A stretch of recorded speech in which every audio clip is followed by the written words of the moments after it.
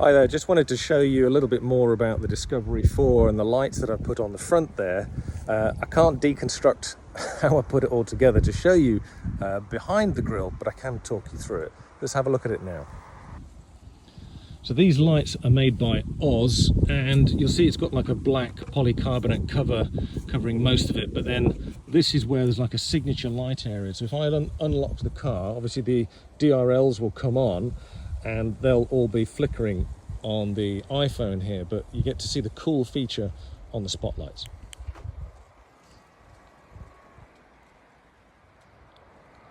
Now you can change that between a white light and an amber light, and I'm going to show you where and how I did that.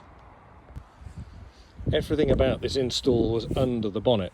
Now I had some light mounts made. I don't know if you can see here, that bit there, that's 6mm thick steel. They're 60mm wide that way, and they go in and then onto my homemade light mount at the back. So these are extremely sturdy. It's metal bolted to metal.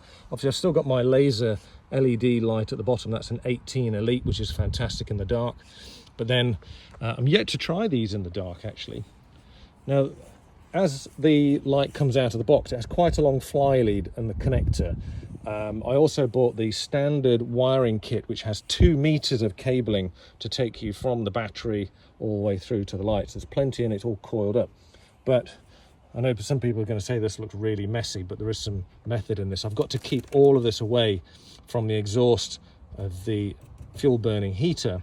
But the wiring itself, it was quite bulky and I couldn't put the headlight back. I originally mounted the relay, etc., just back here, but the headlight wouldn't go back in. So if you imagine the headlight out, you can just see down there, there's like a gap behind this panel and there's a flat face. And so I've mounted the relay onto that and all the wiring is therefore out of the way. Now, you'll notice this switch.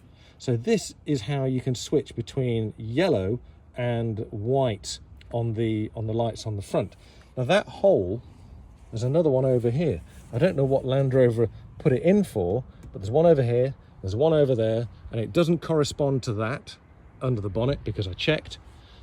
And it fits perfectly one of these little 3-pole rocker switches which I just got off eBay.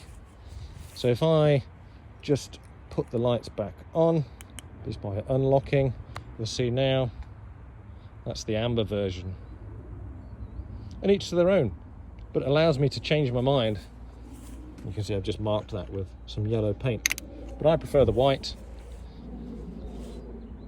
and I think they look really nice. So let me know in any comments what you think to them. Do you like them? I personally love the look of a Discovery looking a little bit more utilitarian. I saw quite a lot of models at the LRO show at Beaver and took some photos of their lights, wanted to see how they'd done it.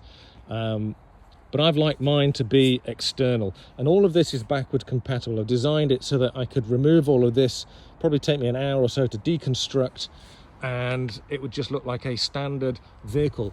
And the way that I did the light mount took a lot of measuring, I can tell you, but you can see that they come through the grille. Nothing touches the grille. I've not cut any of the grille. It all goes back to standard. What do you think?